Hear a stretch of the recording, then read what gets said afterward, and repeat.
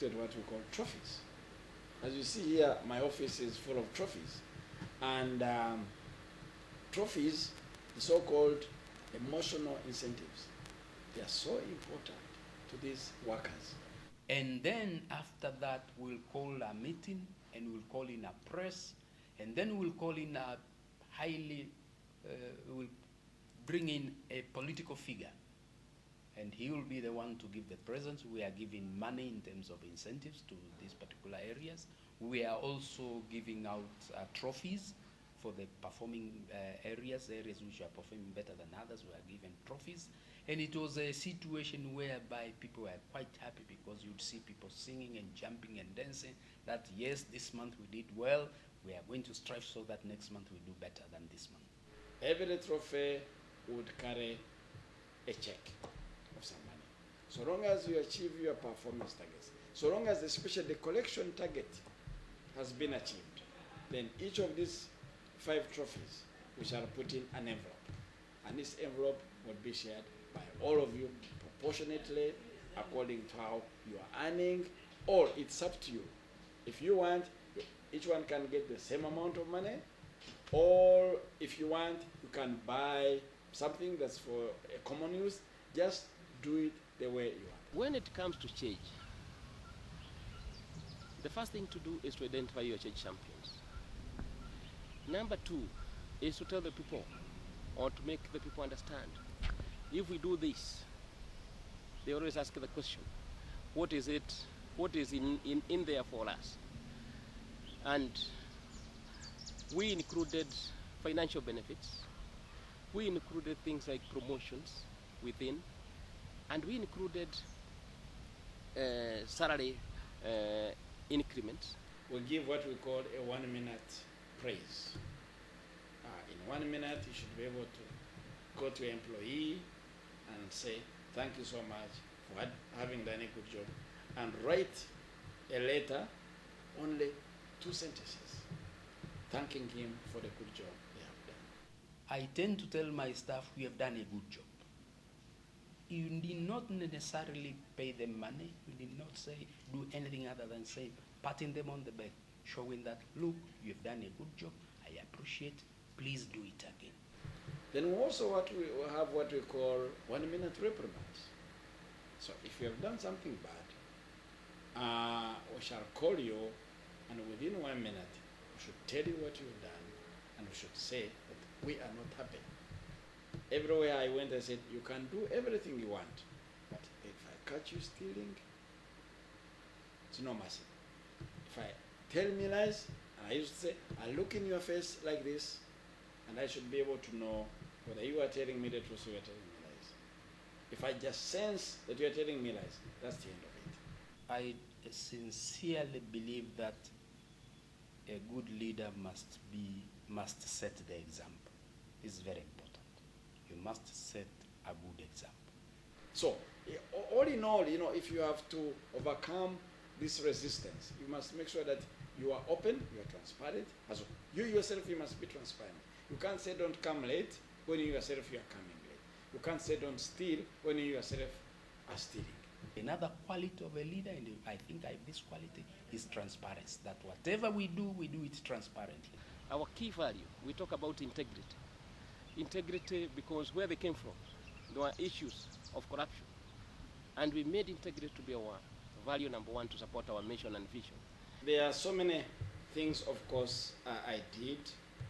And the most important of those is to make sure that every worker is aware of what is going on. And at the same time, I managed to get board approvals on anything I wanted to do, so long as it was relating to performance improvement programs. You should be predictable. You should work with your staff with integrity. You should also make sure that whatever you do, you have sense of direction.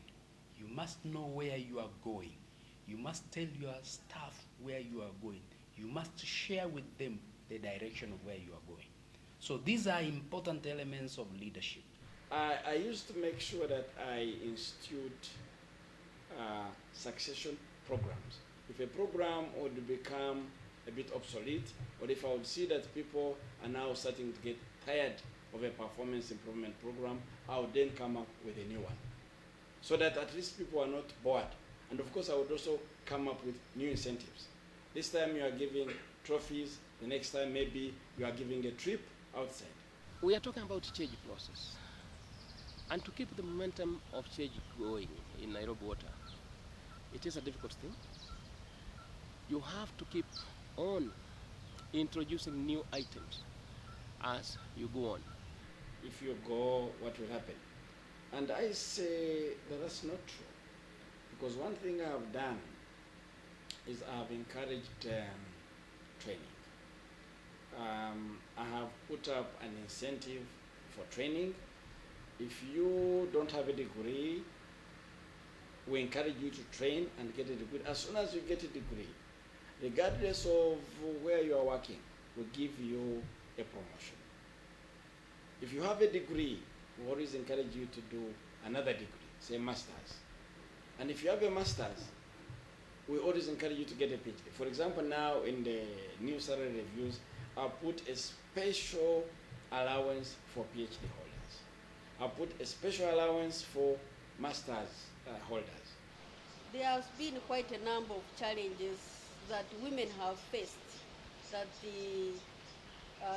have hindered women from moving to leadership levels as far as this water sector is concerned. As a leader, you must be looking forward. You know exactly where you want to go. And once this is achieved, it stops being a challenge. Therefore, you must keep on introducing new challenges every time. Of course, I don't do it alone. I have some deputies who advise me. So we are not short of people, really, one, who understand, and they have been with me, most of them, they have been with me for the last 10 years.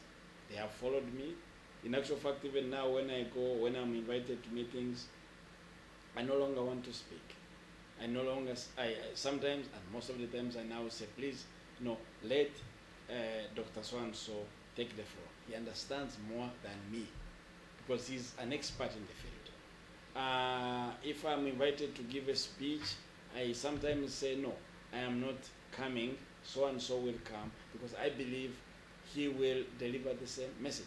In my top management itself, I no longer chair top management, but I go also as a participant. Succession planning is part of the game, and I have ensured that if I left today, my board of directors does not have to go to the market to recruit. They can recruit from within. I have no fear at all, and I think once even my contract expires, I should be able to leave the place very honorably and let some other guys take over without any fear that anything would happen. You see, in business, we do lots of things.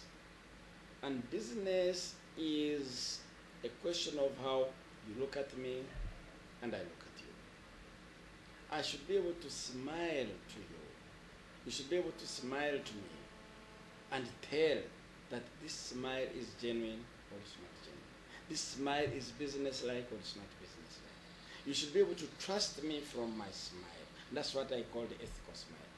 If I go to the minister and I'm telling the minister that, look, hello, I have a problem, and the minister is making a joke, I should be able to read from his joke, from his face, whether he's genuine or not. He should be able to read from my face whether what I'm telling him is genuine or not. That's what we call the ethical smile.